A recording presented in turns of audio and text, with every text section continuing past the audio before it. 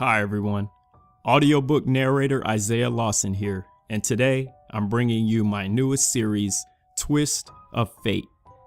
This is Book 2, titled Alien Abduction. In the years following 2040, life for human beings was changed drastically as compared to previous decades. If you walked outside on a typical day, you would notice less people about, as many stayed home and used delivery services for everything that they need. In addition, there were drones flying about and scanning the environment, and the people, like detectives, collecting extreme amounts of data. Artificial intelligence was used in just about all of the Fortune 500 companies, and people that were not keeping up with the technological advancement were being left far behind. In the 2030s, many protested as they marched up and down the streets, to include New York City, Los Angeles, and Washington, D.C., screaming chants asking for help and change, but their cries fell on the deaf ears of greedy emerging businessmen and women. The unemployment rate rose to 23.4% in the United States, largely due to greed and companies streamlining their bottom lines literally into well-oiled machines. Some Americans were so far below the poverty line that they were forced to move to other countries. Canada and Europe became the typical second start at life for many Americans. The job market was drying up, and it was nearly impossible to find even a restaurant where an actual person poured you a drink. Some human beings were having on average 10 conversations per day with AI of some kind, as every critical detail in their lives had some form of technology attached to it. Machines picked crops in 1/4 of the time it took people to do so, and without error.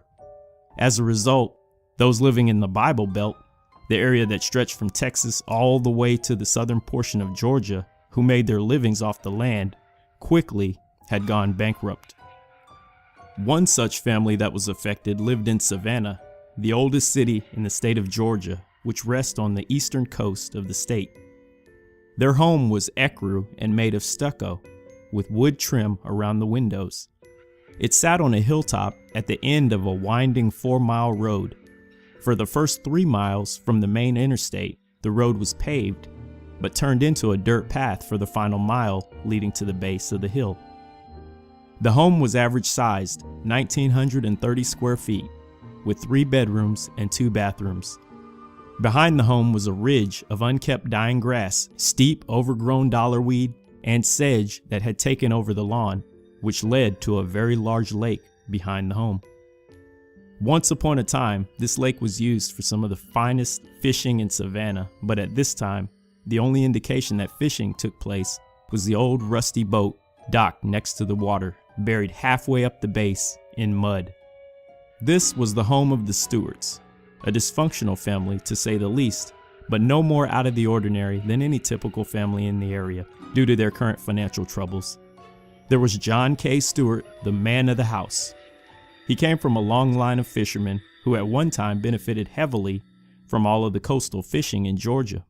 In his younger years, a typical day would include going out onto the lake and coming back with too many fish to count, from salmon to bass, catfish to trout.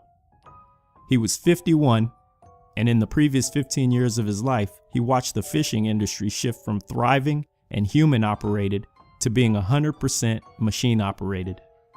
He claimed that his loss of hair in years past was due to all the stress of the loss of work, and he watched his bank savings dwindle to barely positive as well. He was an angry, disgruntled man who stood 5'10" with broad shoulders and a thick graying beard that hid his features. He was generally in a bad mood, usually yelling at someone, or finding something trivial to complain about. Whether it was the president or the weather or life itself, he always managed to see the negative side of things. Then there was his wife of 25 years, Meg, short for Megan Stewart. Just having turned 44, she was an average-looking woman, 5'6", slim with light freckles and thick glasses that gave her a librarian look. She worked about 4 miles from the Stewart's residence as a store manager of a grocery store called Krager's. In 2038, she had to increase her hours from 35 hours per week to 55 hours per week to help make ends meet, due to her husband's salary dwindling from the very lucrative to almost nothing. She always believed that marriage indeed was for better or for worse, and no matter what, a husband and wife should stick together and stick it out. She was a strong Catholic woman, very stressed, but tried to survive the best way she could. In the years leading up to 2040, she became addicted to stress pills and often seemed shaken or irritable, yet she managed still to drive on. She still made time every morning before leaving for work to cook breakfast, usually consisting of 2 eggs, bacon, and either waffles or pancakes with some type of juice. John loved her, but would generally complain due to his life situation and the fact that now he was not the rock of the family. "The bacon is a little stringy, and where's that daughter of ours? She's so useless. 8 a.m. and she's still sleeping." He was talking about their daughter, Amelia Ann Stewart. She was almost 21 and usually stayed asleep until 9 or 10 a.m. on most days. She had gone to college the years following her 18th birthday, majoring in astronomy, but decided that it wasn't for her, and ended up moving back in with her family in 2038. Initially, she let her family down, and they were upset, but eventually accepted it and actually appreciated the fact that she was back at home with them. This was true, even though sometimes her father would not show it, as he often gave her a hard time. Now, she spent her days either sitting behind the house, watching the world pass her by, and enjoying a nice breeze outside, or she was on the internet. She had a group that she founded, an online community of 19 friends called the Free Spirits of the World. The intent was to talk about what was going wrong in the world and how they could bring positive change to humanity, one person at a time. As I stated, there were only 19 members after about 6 months of operation, but Amelia knew it would grow in time as awareness was built about their cause. In fact, just the previous week, she stood in front of Krager's for 4 hours and talked to passers-by about the cause and gained 2 members just from that. She was very proud of herself. She was short, a mere 5'2" in stature, and had freckles all over her face and arms. She loved the freckles as they gave her a distinct look, and she actually got many compliments on them. She was slim and had an athletic build due to her 3-hour-a-day, very part-time job at Wade's Gym about 6 miles up the road. Ron Wade owned the gym. He was a family friend of the Stewarts and helped Amelia out when she said she needed extra cash. She was able to make $500 per week working at the gym, which gave her some nice pocket money to take care of things she needed.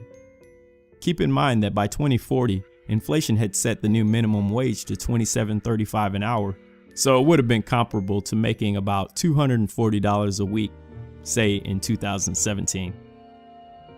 But she had no bills besides her cell phone, and Jim and Meg couldn't dream of charging their little girl rent.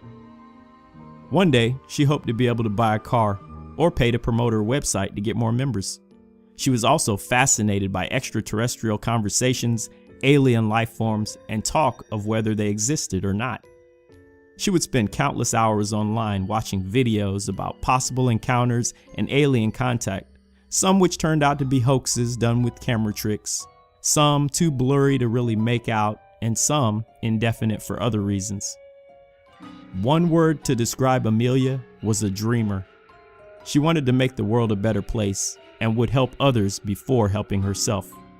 This carefree and selfless attitude was what, in hindsight, held her back from a lot of her accomplishments. In college, for example, on the nights prior to the calculus final, she was asked to pet sit for a friend who had a sick dog when they were out of town. She of course agreed, and as a result, she ended up pleasing her friend and Otis, the Yorkie that got pampered for the week, and failing the exam. This, in a nutshell, was the kind of person Amelia was. And because of failing out of school and her father always calling her useless, it really did a number on her self-esteem. She actually began to believe that she had little or no self-worth and no purpose other than to be mediocre. One particular morning around 9:22, she was awakened to the yelling of her father downstairs at the breakfast table. Amelia, get your useless butt up and get down here. This breakfast is getting cold, girl. She woke up, slid her cold feet into her favorite bunny slippers and threw on her favorite t-shirt and shorts, and came stumbling downstairs like a zombie out of an 80s movie, appearing to be still half asleep. Hi, Mom and Dad, let me guess. Bacon and eggs again, she said sarcastically. She leaned over and kissed her dad on the cheek. Ew, grizzly beard, Dad. Not a good look. I have to eat quickly. I'm having a meeting online with my team for an important discussion about alien existence. Her dad gave her a stern look as his upcoming speech was interrupted when her mother began talking. I don't want you spending all your days looking at that crazy stuff, her mother exclaimed. Why don't you go to the mall and do normal things like girls your age do? Normal is overrated, Mom, Amelia said, as she took another bite of bacon and a sip of orange juice and headed back upstairs without eating her whole meal. That's why you're skin and bones now. You need to eat more, useless girl, her dad said as she smiled at him and retreated to barricade herself in her room as she did many times before. When she got upstairs, she sat in her tiny cherry wood desk, which is where she spent most of her time. She sat in her leather seat, mesh back swivel chair that was very comfortable, or super comfy, as Amelia would say, that she bought that previous year with her wages. On top of the desk was a picture of her and her parents on a camping trip they took a few years before. They looked so content in the photo, stress-free, calm, and full of life.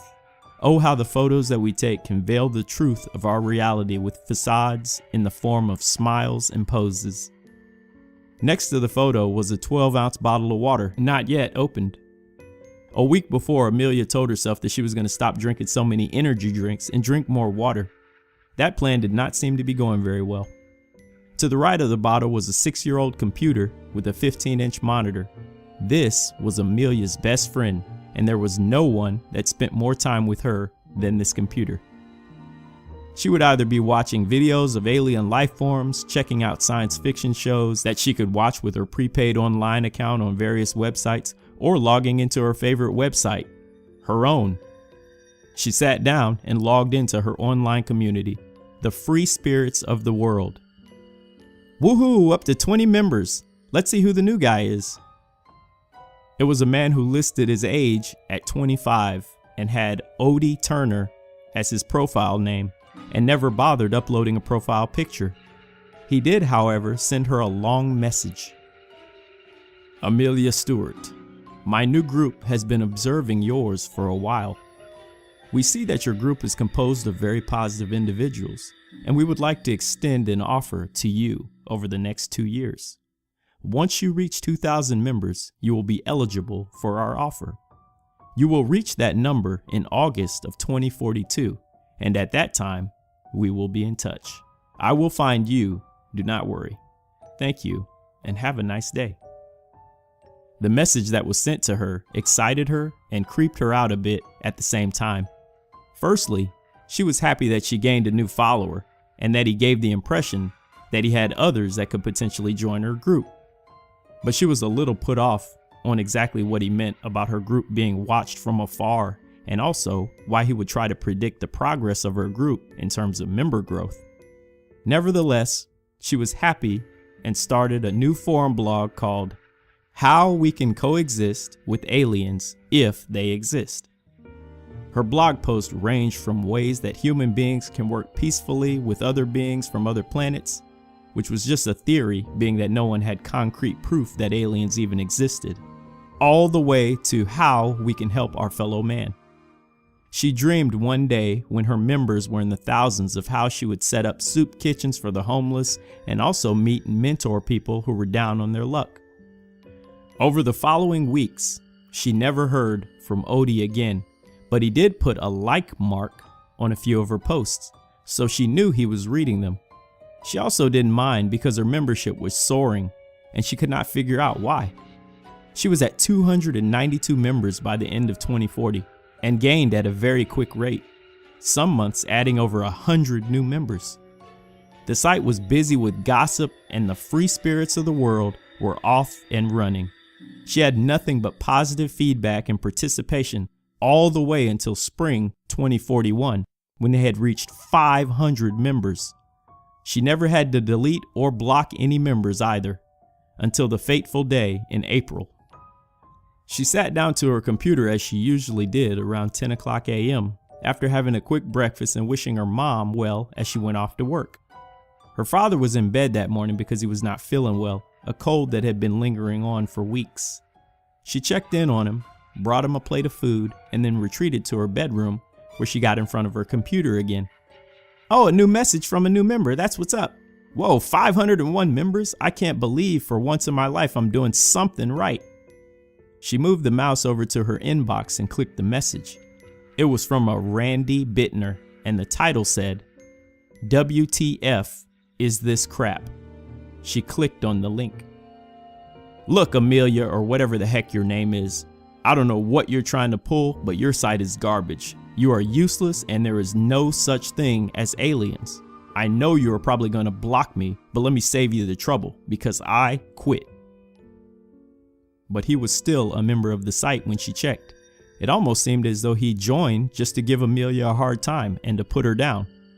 Also, the message from Randy hit pretty hard because it used her trigger word, useless. This brought back memories of all the times when her father called her that word, and her 8th grade teacher called her it as well when she couldn't get a math problem correct after 8 attempts. That word hurt her, and she felt it down to her soul. Her eyes started to water uncontrollably, and she began to cry. It's funny how you can get 8,000 compliments, but the one comment that you remember is the negative one. But Amelia was the type of person who avoided conflict and tried to take the high road, including in this case. She simply sent a response saying, "Thank you for your comment," and left him in the listing of members. In the following months, Amelia was overly stressed, busy corralling her 900 members together and keeping them focused on being positive and taking care of each other. Also, her father was dying, though he did not let the family know.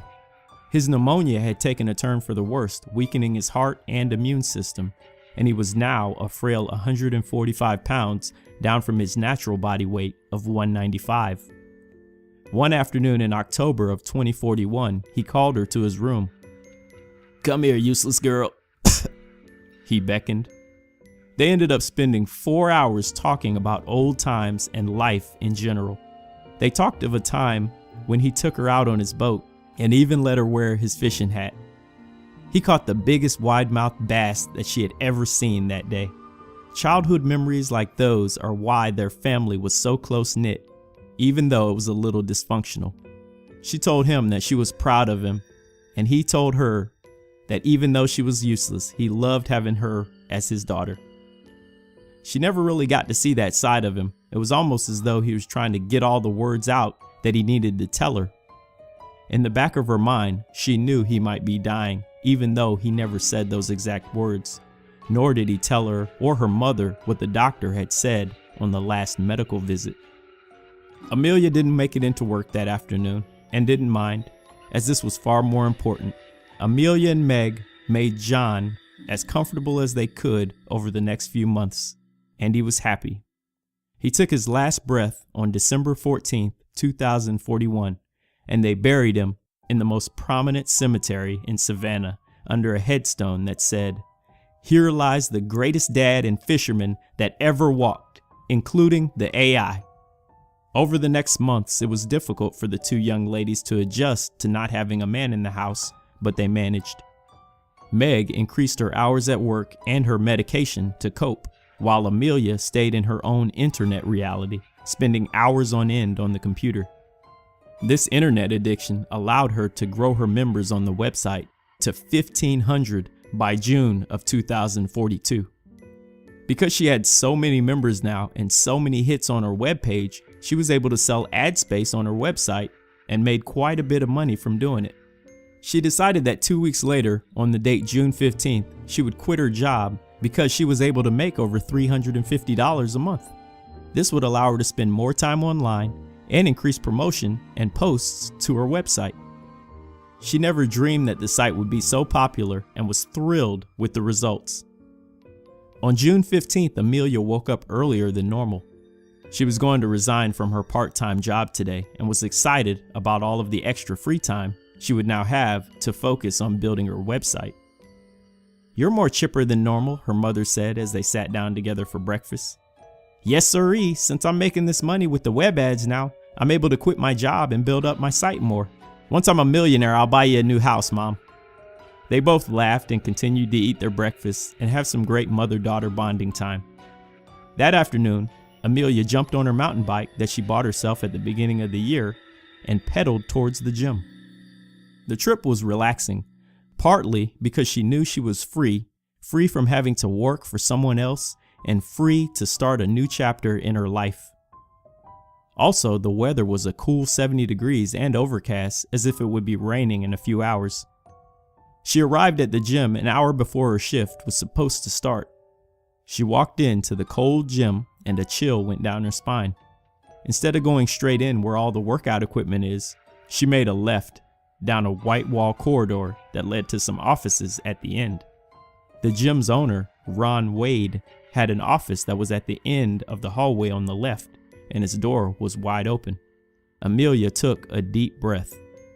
"Here goes nothing," she said as she walked in to find Ron seated behind his desk, reading over some workout improvement magazines. "Damn, my ad was supposed to appear in this month's edition, and it's not here," he said with a scowl on his face as he looked up at Amelia. "Oh, hello, Amelia. I still feel so bad about your father. He and I used to go way back, you know. How can I help you?" "Well," she said in a drawn-out tone, "unfortunately, I'm gonna have to quit. I have other options. Other things came up." She hadn't thought this through very well prior to coming into the office and didn't know how to quit, as she had never done it before. "Is it the money?" he said. "Any daughter of John's I really want to take care of," he said. "How about we give you a 5% increase?" She thought about it for a second. Just a few short years ago, she was hurting for extra cash, and now she had an online income, and her boss was trying to give her a raise. Too bad she couldn't accept it. "No, sir, it's not that. It's just I need time for me to pursue other things." He rebutted her a few times more and finally conceded as she left his office and walked towards the front door to the exit. Mr. Johnson, one of the regular gym members, noticed her and walked up to her with a female trailing behind as she was about to leave. "Amelia, my wife is wanting to sign up for a gym membership," he said. "Can you help me out? Same deal as before you gave me. I know it was a temporary deal, but can we have that once more?" She explained to him she was no longer an employee of Wade's gym, apologized, and walked out. When she stepped outside, she realized that it was starting to rain, which was going to be an issue because she did not want to get soaked. A tall, slender white man approached her from the left. "Amelia, how are you?" She cringed, thinking that this man either wanted to ask her out or wanted a deal or something from the gym. He was a lanky 6'5" man, only seeming to weigh about 155 pounds, very slim for his height. He had sunglasses on, even though the sun was hidden by clouds, and he had a shaved head. He appeared to be about 30 years old. She stood silent as he spoke again. "Oh, I'm sorry. My name is Odie. I joined your online group some time ago." Her demeanor instantly changed, as did her facial expression, from an annoyed look to a bright smile. "Odie, nice to meet you, guy. I have so many questions for you." "Sure, we can talk on the way to your home. Just throw your bike in the back of my truck and we'll be off." Odie had a strange foreign demeanor about him, and he spoke strangely as well. Also, Amelia wondered how he knew that she was heading home. Odie had an old, rusty, full-size pickup that was black, but most of the paint was wearing off, so it appeared to be a rust gray.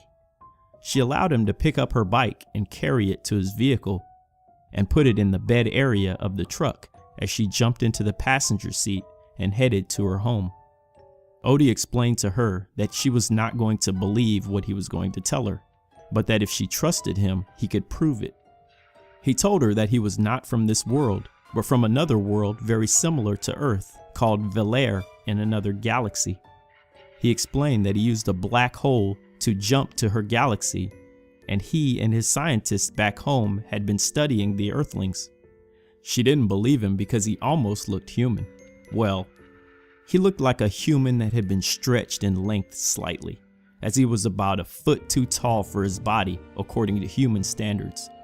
Also in the vehicle, she got a great look at his hands, and the fingers on each were a lot longer than for normal human beings. She began to think about his prediction about the 2,000 members by August, which could not possibly be true because the last time she checked she had less than 1,600, and August was only a few months away. "Okay, dude, I'm definitely gonna need some proof of what you're saying," she told him. "You might just be a nut job, which in that case, I probably should bail out of this truck." "Proof is at your home," he said. "In your backyard, on the water. You will see." As they drove down the dirt road leading up to her house, she saw nothing of proof. As they pulled up to the property, Odie jumped out and said, "Follow." He walked around to the back of the house as if he owned the place and walked straight down the ridge and back towards the water. She really thought that he had a few screws loose as he walked in a lanky fashion, trying to maintain balance on that steep hill. As he got to the water, he looked out into the lake and pointed. "It's there, cloaked, my ship. You cannot see it, but it's on the water, of giant size, capable of transporting thousands of people. It's there. About 13 feet out on the water is where it's docked." She looked at him the same way a nurse would look at someone in a mental ward. He then told her that if she needed proof, she could see for herself. She wasn't going to get in that water, because if he was crazy, who knows, maybe it would drown her out there or something. But she was intrigued and wanted to discount his words for herself. So she picked up a handful of pebbles, smooth stones that were clustered near where the grass ended and the water began, took a look at Odie, smirked, and threw them out in the water as far as possible, expecting to hear the splash. The sound rang out, but not the one she expected. Clang, clang, clang, splash. It was the sounds of rocks hitting metal and then falling into the water. The rocks hit something that was indeed invisible before landing. Odie looked at her and smiled. "Have your friends here on August 1st. We will leave at that time to visit my planet. I have important information for you all." Amelia, still in shock from the rocks hitting the object, stood in silence, eyes and mouth wide open, as she watched Odie walk back up the hill towards his truck to leave. He downloaded her bike and put it near the front door of her home and left. Later that day, Amelia gained her wits about her, and she noticed that she had a very large influx of new viewers and members on her website. She was up to 1,641 members. The good thing about her followers was that they would follow her blindly into anything, and they were not conspiracy theorists or non-believers, so she knew that if she said that she had proof of aliens, they would believe her. Over the next month, she construed a posting that she would deliver on July 15th to her followers, which stated the following. "Members and friends, what I'm about to say is going to come as a surprise. I summon you. We were told we would never amount to anything. We were told that we were useless. We are not. We are much more. Kings and queens among men. Invited for a once-in-a-lifetime opportunity to travel to another galaxy, to view another planet, to live in a new reality. I summon you all to my residence here in Savannah on August 1st. You will not regret it. Your fearless leader, Amelia Stewart." The posting received more likes than anything she had ever posted online, 1,450. Almost all of the members posted responses as well. Some of them avid believers, and some who just thought it would be a get-together to talk about aliens. But all of the members were interested, even if it was just to meet their fearless leader, Amelia. On the morning of August 1st, Amelia woke up at 6 a.m., went downstairs, and started to cook breakfast for her mother. She knew it might be the last time she would see her. Her mother woke up and rushed downstairs and out at 7 a.m., due to the fact that it was inventory week at Krager's. She at least got the chance to enjoy her daughter's waffles and bacon one last time, even though it was quickly. Amelia went upstairs and checked her email and then logged onto her website. Wow! 1,999 members, she thought. And with one click of the refresh button, 2,000. At 8 a.m., there was the first knock on the door. 20 people were in her front yard waiting as others were walking up at the same time. Then 10 more. Then 30 more. She was in awe at the number of people who made it to her home that morning. 740 in all. 300 out of 301 of her Georgia members, minus Randy Bittner. And 439 of the 1,699 remaining members from all over the world, which is a feat in itself. Some from France, some from Britain, Egypt, Singapore, and other parts of the world.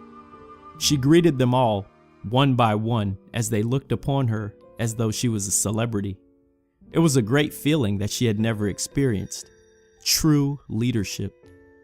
She just hoped that she was making the right decision sending them off with her and Odie.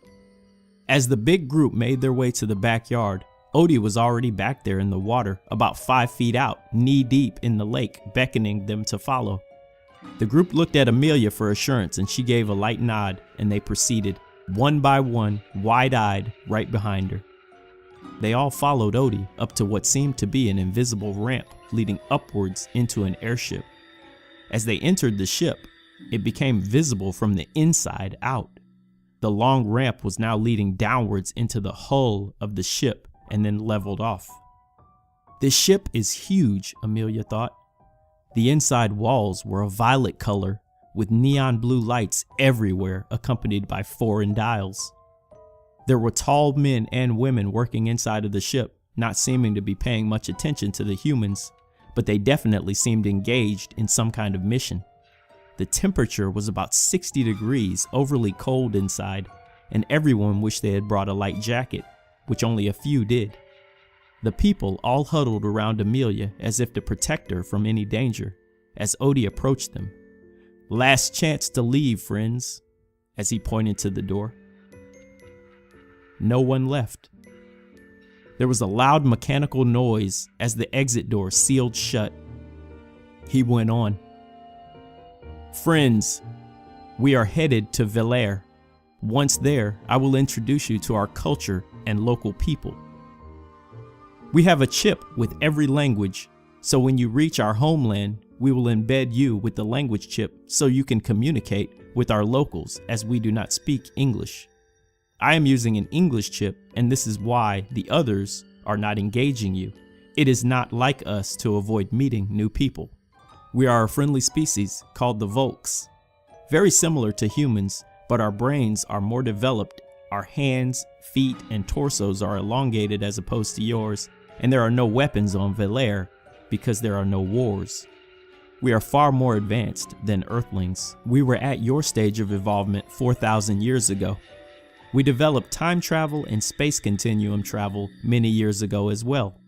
For example, your moon is just under 400,000 kilometers away from your Earth.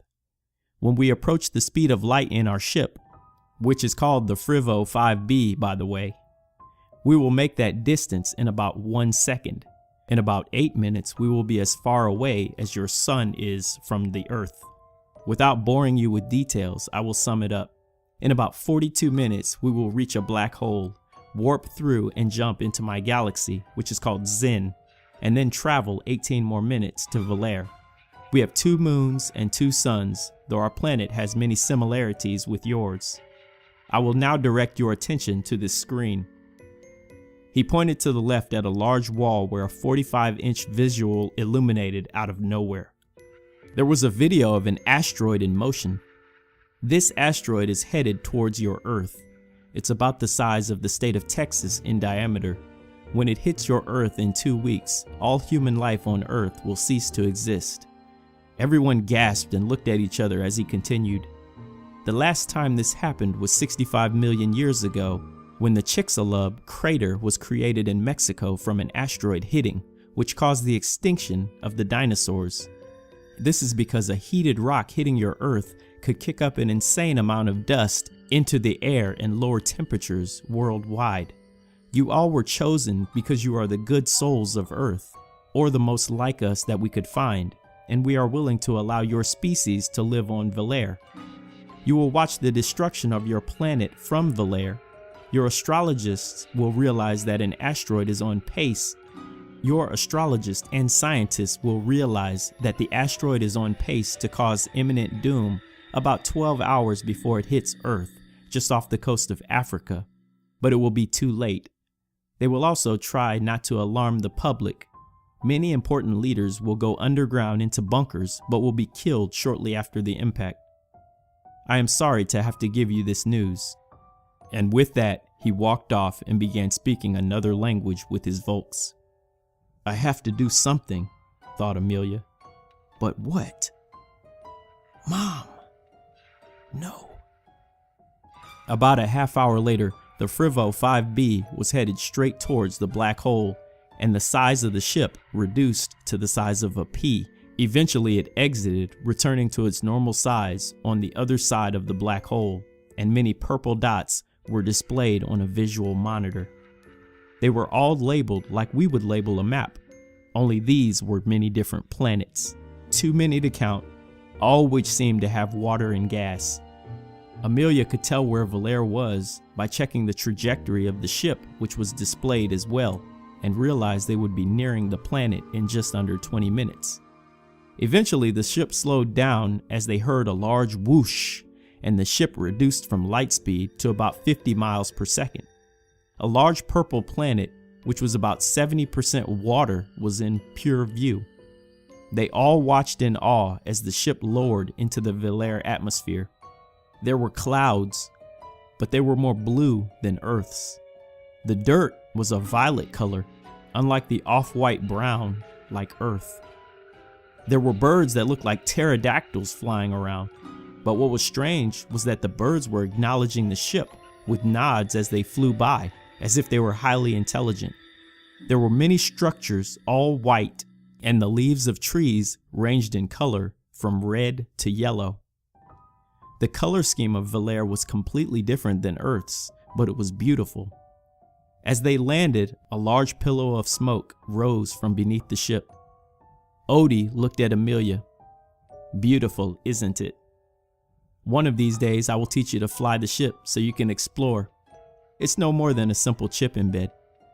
The large door opened and an older human approached the group, followed by two Volks. Welcome, friends, I am Martin. I was brought here years back and now work here full time with the Volks, developing new technology. Actually, many humans are here, 51,000 to be exact. And on Tremil, another neighboring planet, there are 50,000 there as well. Amelia remembered reading articles about large numbers of humans who went missing in the 2020s. Now things were starting to make sense. The Volks are a friendly sort and perfectly okay with coexisting with us as long as we only send our positive and peaceful humans who care about people. This is precisely why you were selected, and now you can live through the asteroid conflict that will hit Earth in 2 weeks. We knew about it back in 2020 and before, but we could not notify anyone. The Volk had come and abducted us to our benefit. They did not want the Earthlings to know of their impending doom because it would affect our lives. They should enjoy life up until the end as the dinosaurs did. Amelia was uncomfortable about the way humans and Volk spoke of the humans on Earth. It was a little unsettling. She was, however, so busy taking everything in, she got sidetracked easily. The food, for example, was amazing, even though everything was artificially made, almost as if a meal was a simulation. For example, when you sat down to eat, you put on a headpiece and a wristband, and then a menu came up on a screen in your vision, and you selected what you wanted to eat, and it generated a brain stimulation of eating whatever it was that you wanted, including taste, while administering vitamins and calories to your body. It was an amazing system. Amelia had the spaghetti, which was quite good. Games and hobbies were all done by simulation as well, with headsets and avatars to prevent injury and the group realized that this was a sort of heaven for them, where anything was possible. Also, everyone in Amelia's group received shots of some foreign substances which allowed them to never get sick again and increased their lifespans by 400 years.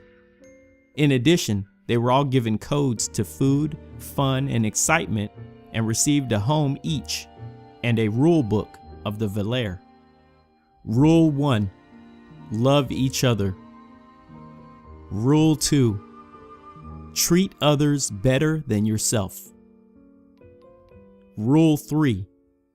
Help people when they are in need. Rule 4. Never use weapons or harm anyone or species. Rule 5. Create, invent, and share ideas. Over the next week, Amelia learned all she could about the culture, even making a few new friends that were Volk, once she embedded their language chip. She also embedded chips of many different types of knowledge. Any talent that she could think of, she now knew how to do.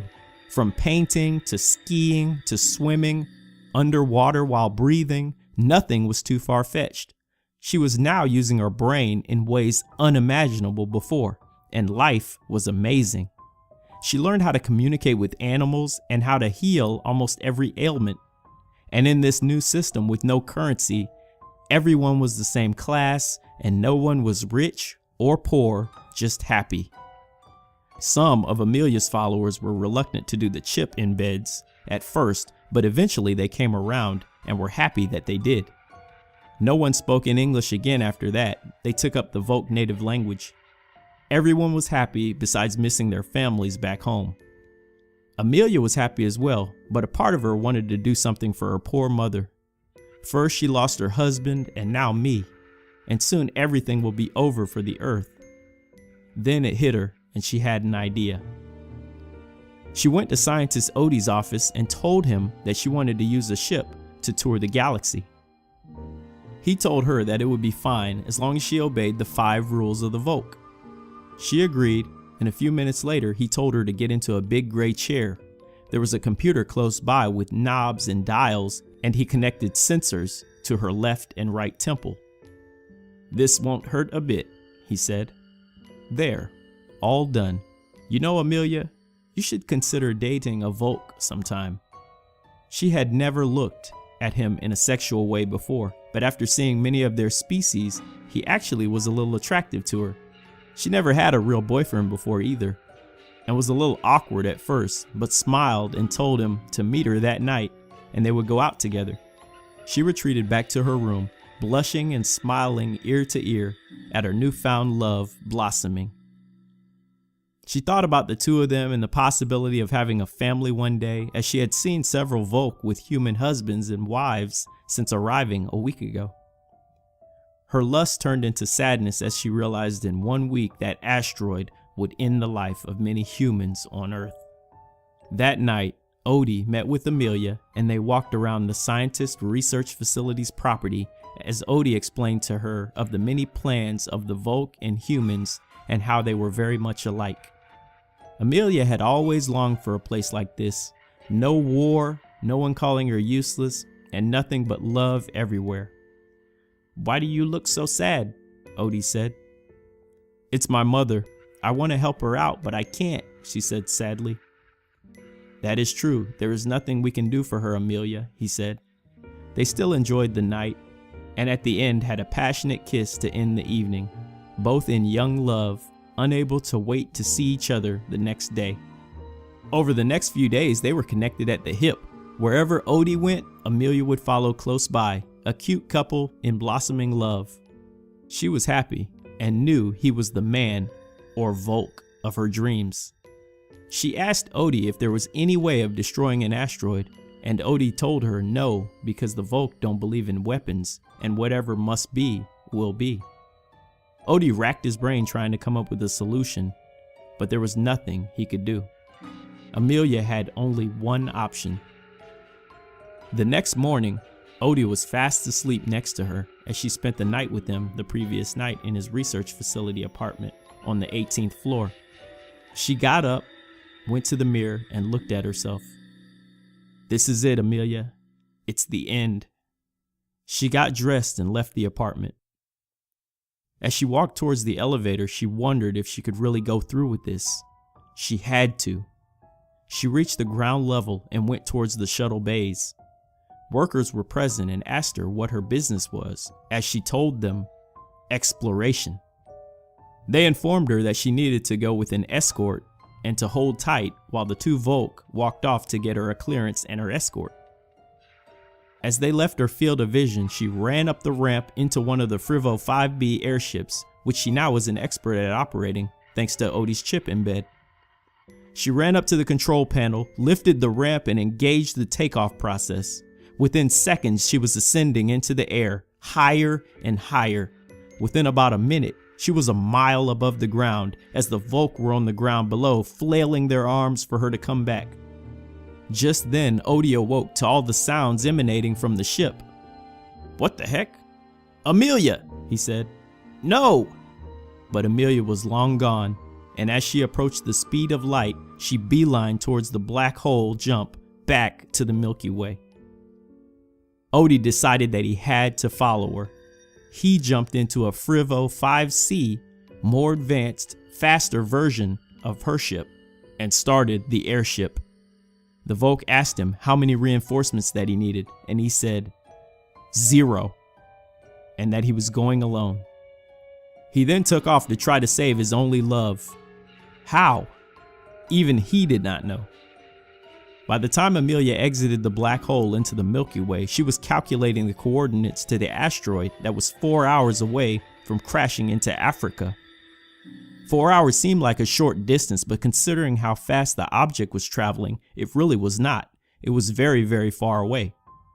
She decided that she would project her ship, traveling at the speed of light toward the asteroid, colliding with it and knocking it off track by less than half a degree. This would cause the much larger asteroid to veer off course and hopefully miss Earth. Once she plugged in the calculations, she was en route. A robotic voice over the loudspeaker came on. 2 minutes to impact. "Damn AI," she said as she continued toward the object. "Mom, this is for you." As the countdown got closer to 20 seconds, Amelia couldn't bear to watch the asteroid growing anymore on her monitor. It was huge now and right in front of her. She sat down on the floor and closed her eyes, listening to the countdown. 14, 13, 12. Swoosh! What was that? She said, startled, and sprung to her feet. She saw a much larger ship veer in front of her, and now it was also headed towards the object. A message came across the monitor in front of her. It read, "Amelia, you are so important to me, far from useless.